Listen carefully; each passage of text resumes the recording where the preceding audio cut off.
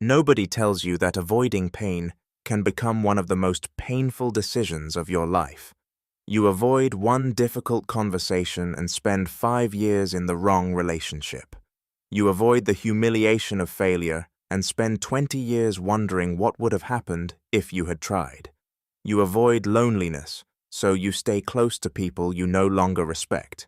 You avoid looking foolish, so you never become a beginner. Each decision feels reasonable in the moment. Each one looks like protection. Taken together, they can become a prison.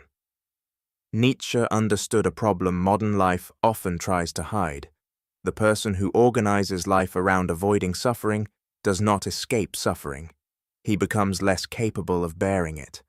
The safer the inner world must remain, the more easily ordinary life begins to feel unbearable. Rejection becomes devastation. Criticism becomes humiliation. Uncertainty becomes panic. This is the paradox of strength. Strength is not produced by constantly feeling strong. It is produced by discovering that embarrassment, loss, frustration, and uncertainty can be survived.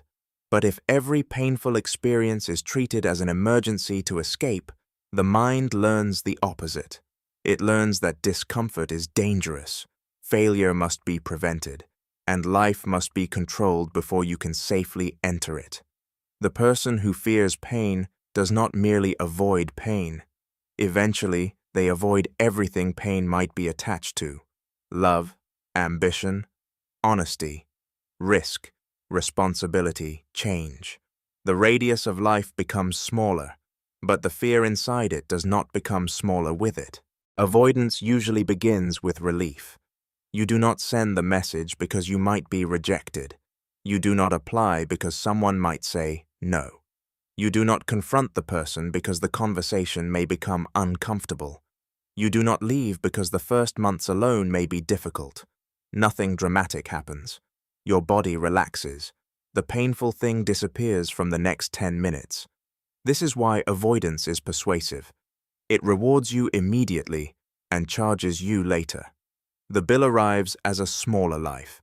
You begin making decisions according to one question: what will hurt least right now?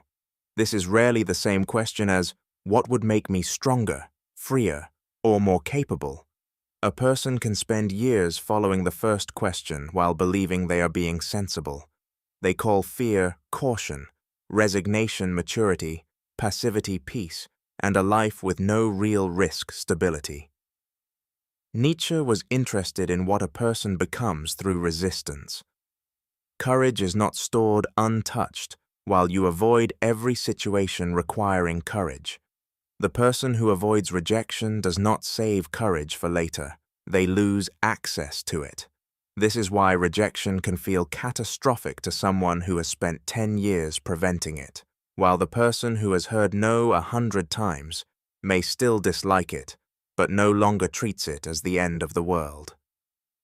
Pain. This does not mean every painful experience is valuable. Some suffering is pointless. Some environments are destructive. Some relationships should be left, not endured. Nietzsche is often reduced to a slogan about pain making people stronger, but pain alone does not create strength. A wound can deepen weakness just as easily as it can provoke growth. The important question is what kind of difficulty you are meeting and what it is making of you.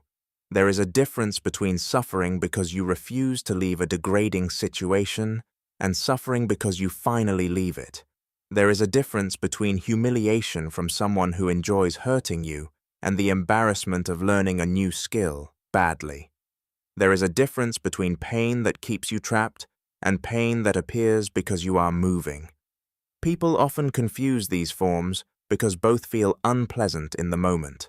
They tolerate years of quiet misery because it is familiar, then run from 3 minutes of honest confrontation because it is sharp and immediate.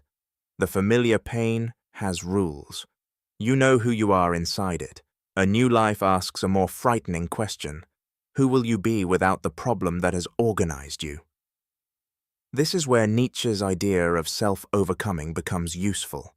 Sometimes the obstacle is the version of yourself that learned to survive by becoming smaller. The deeper paradox is that avoiding pain often creates the exact pain you fear. A person terrified of rejection becomes so guarded that intimacy becomes impossible. Their partner feels shut out, the relationship weakens, and eventually they are left.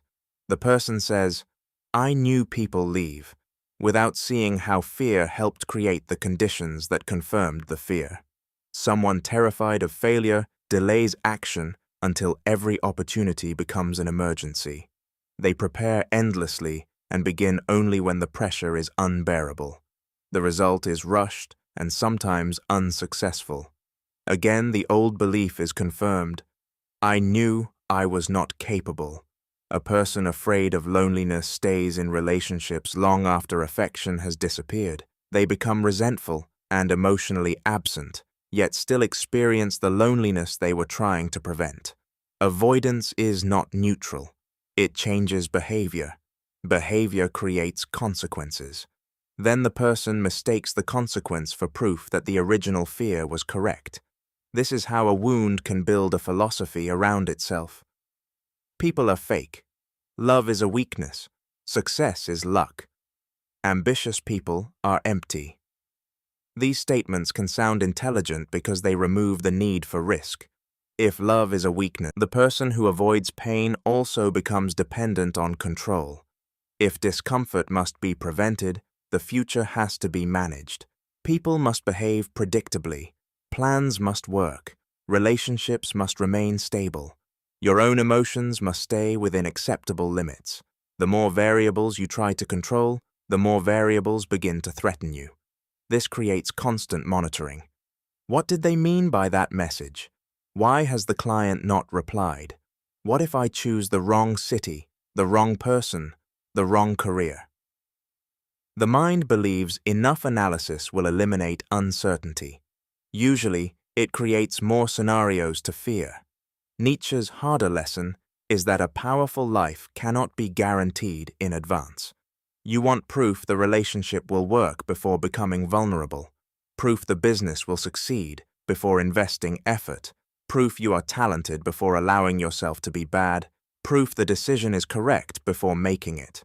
Life rarely signs that contract. At some point, strength requires action without emotional insurance. You move while uncertainty is still present. You speak while your voice is not perfectly calm. You apply while rejection remains possible. You leave before you know exactly what comes next. You begin before your identity has adjusted to being a beginner. Comfort can therefore be deceptive.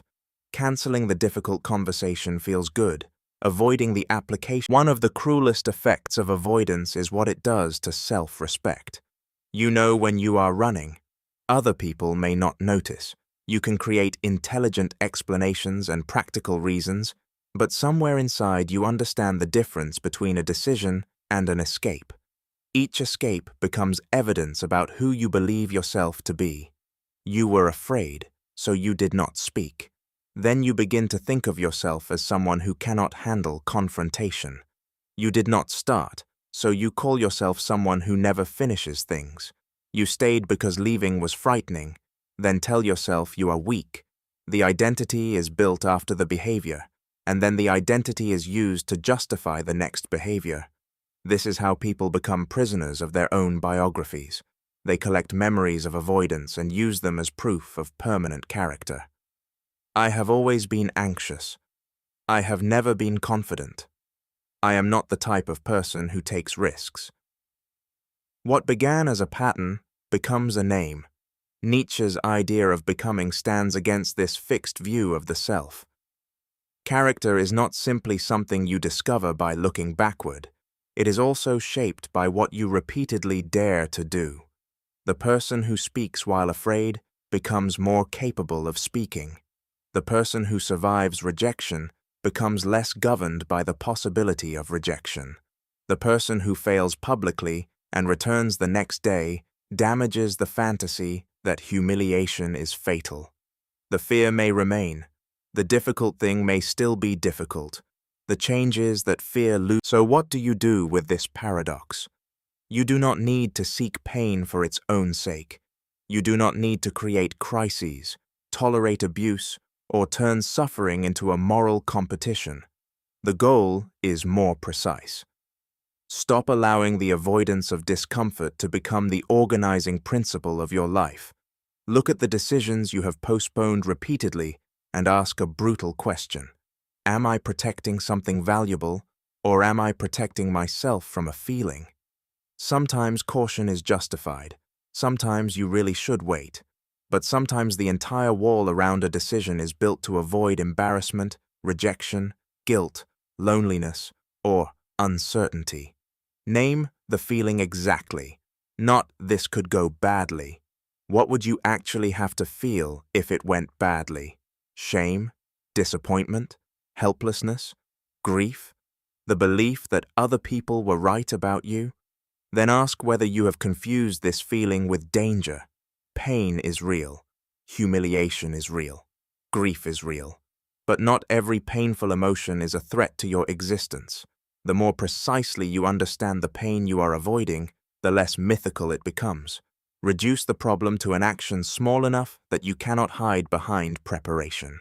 Send the application. State the boundary once.